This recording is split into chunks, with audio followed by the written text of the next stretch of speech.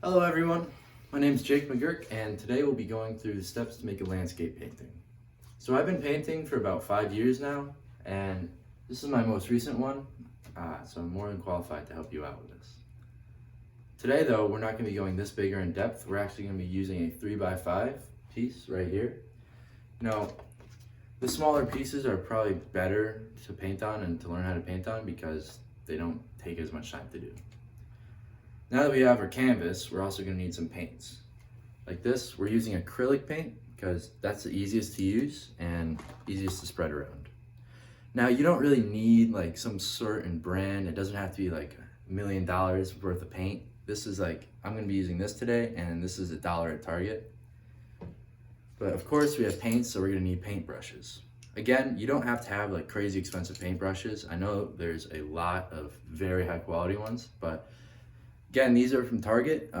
You just want to make sure they have a flat lip at the end. That's the best for what we're going to be doing today. So enough of the talking, let's get to painting. Now before we get started, there's a couple more things we need. We're going to need something to put our paint in. I have this thing, I have no idea what it's called, to put paint in. And another thing is, you don't want to use the same brush in 2 different colors. So make sure every time you use a paint, just clean off your brush if you're using the same brush. So jumping right into it, the first thing you want to do is add a thin base layer of white paint just so everything sticks on the board nicely. So we're just going to add some paint into our thing right here. Not a lot, see?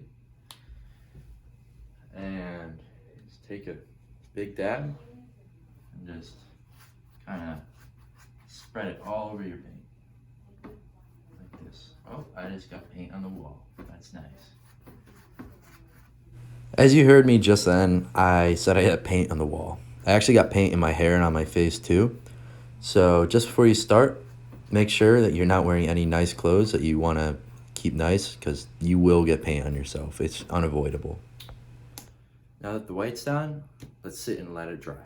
Because another thing, if you don't want colors to mix that you don't intend on mixing, you need to let your paint dry for a little bit. So now that we're ready to start painting, let's start with gray and make a mountain. Starting with this mountain, we want to use a lighter gray just for the base. And then once the lighter gray is there, we can use a darker black and kind of blend it into the mountain and to give it some depth. Now when you blend, you want it to use strong strokes. Using that same technique, we are going to go and transition to landscape. So we're going to start with this green and just put a base layer of the same color. Now we'll take the darker green and put it on top, especially where we want all the ridges to be. So with this green, you want to use the same technique you did for the edges of the mountain to give it depth. And all you want to do is use strong strokes and brush down, mixing the dark green and the lighter green. When you brush down, it'll mix the 2 colors and blend them evenly.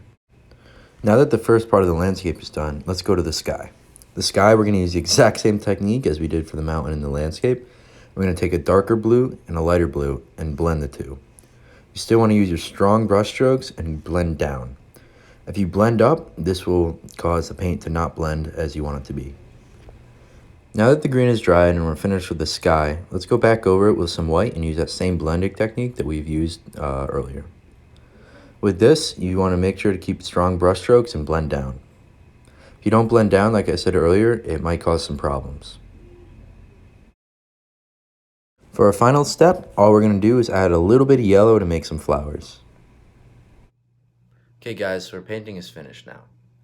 Today we learned how to use a blending technique in 3 different sections in order to create one big vista. Now, as I mentioned before, you can use larger paintings, you can use different paint brushes, and this video is kind of just a intro almost to painting, and hopefully if you enjoyed it, you could pursue it further.